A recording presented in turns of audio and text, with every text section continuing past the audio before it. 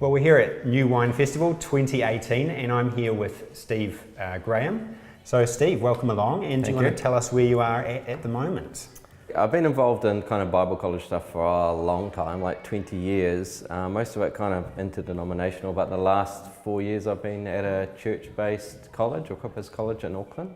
Yeah, I'm really enjoying it. Yeah. So where were you before Equippers? Christchurch at Laidlaw College. Right. And tell me a little bit of the difference between Laidlaw and Equippers, some of the things you've noticed. Yeah, they are different, and they're both good and valid. So Laidlaw is much more, I guess, higher academic, and it's interdenominational. So it tends to be, you know, like someone asks a question, it's like, oh, well, there's 4 different views on this. Here are the 4 views. Here's the pros and cons. Whereas the church-based college, the students are a lot younger. They're all keen and zealous. It's much more like, oh, this is how things work in this church. Do you understand? These are the values. This is why things are done this way.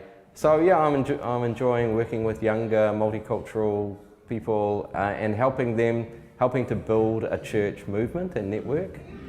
So I imagine a lot of the people who are at Equippers College are there because they're wanting to serve in the church, they're wanting to see themselves in ministry roles. Yeah.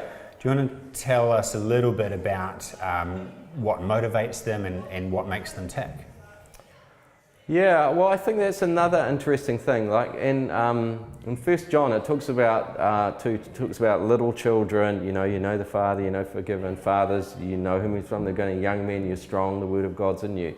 And I just find there's a spirituality for young people that's come on. We've got a mission. We're going to impact the world. And it might sound a bit rah-rah, but it's kind of like that's the spirituality for young men and women. Like, wow, I want my life to count. Yeah. And so, yeah, it's a big vision. They feel like they're building into something. You know, students from last year are planting a church in Ghana. They're planting a church in Munich.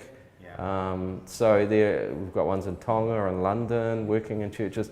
So they just feel like they're part of something big. Mm-hmm. And for me, I enjoy that sense of give young people a dream and a vision and a cause.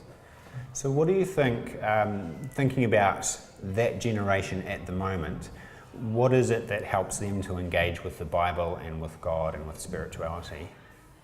I think one of the things that we emphasise a lot is talk about an education head, heart and hands, and a lot of it is around heart and attitude, so picking up the culture and values, things like serving, honouring people, doing things well and excellently, and realising, yeah, they're being formed, because a lot of them are really looking for some formation that will equip them for life. So they would rate. Some of the defining experiences will be things like, I learned that it's not about me, I want to serve God's purpose and stuff. And those difficult moments when they were about to, throw their toys out of the cot and realise, actually, it's not about me, I'm here to serve something bigger than what I'm part of. So I think it's putting people in those kind of experiences where it kind of pushes them to make life-defining choices. That they would look back and go, that was a defining moment, rather than just a lecture about content kind of stuff. So how do you teach young people today to live a life of devotion and worship?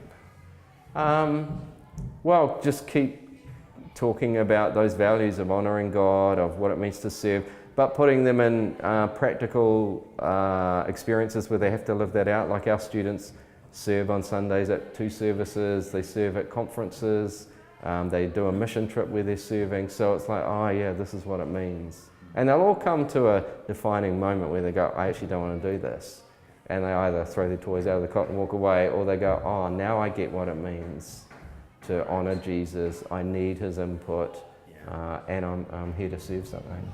And just a slight tangent before we finish, where do you think theological education is at in New Zealand in this day and age? Do you think we're doing well in the church? Well, probably not. I mean, everyone talks about the decline in biblical literacy. So, but again, it's that mixture of, we don't have the foundations of Christian knowledge, so people come along, they have no idea what a Corinthian is, who is Abraham. So we have to back up the truck a long way. Even at a theological college. Even from 10 years ago, we wouldn't just go, Genesis 12, Abraham. We'd pause and let's look that up. Genesis is the first book, let's read this. because people just don't have the foundations. But that's an exciting post-Christian environment to do discipleship in. Very interesting. Well, thank you, Steve, for joining us. Thank you.